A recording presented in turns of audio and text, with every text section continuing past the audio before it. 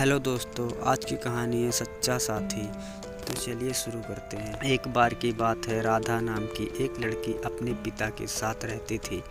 उसकी माँ बचपन में ही गुजर गई थी। वह अपने घर का काम करती, फिर कॉलेज जाती। कॉलेज जाते समय वह रोज़ रास्ते में एक जगह पक्षी को दाना डालती थी। उसके घर में भी 2 पक्षी थे, उनको भी वह रोज़ दाना डालती थी।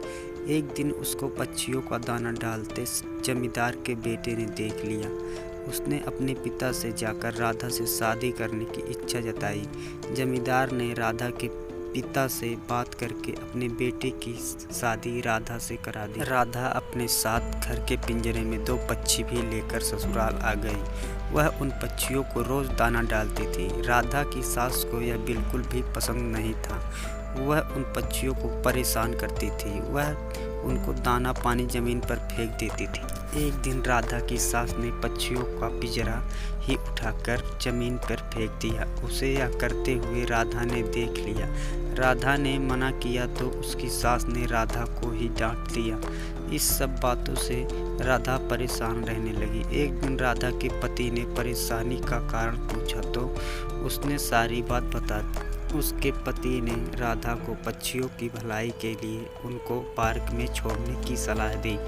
अपने पति के कहने पर राधा ने उन दोनों पक्षियों को बाकी के पक्षियों के साथ पार्क में ही छोड़ दिया। वह उनको कभी कभी दाना देने पार्क में जाती थी। अब सभी पार्क के पक्षी राधा के अच्छे मित्र बन गए। पक्षी अब राधा के घर पर भी आने लगे। राधा की सास को जब यह पता लगा तो वह गुस्सा हुई।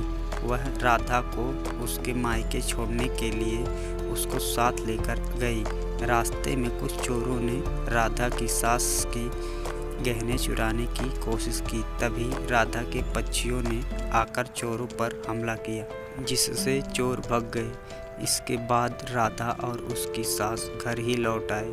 अब राधा की सास की सोच पक्षियों के प्रति बदल चुकी थी।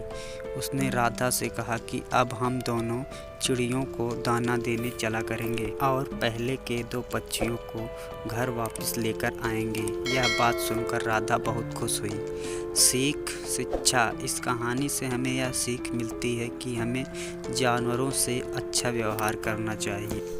दोस्तों, अगर ये कहानी आपको अच्छी लगी हो तो वीडियो को लाइक करें और चैनल को सब्सक्राइब करें और एक प्यारा सा कमेंट लिख दें।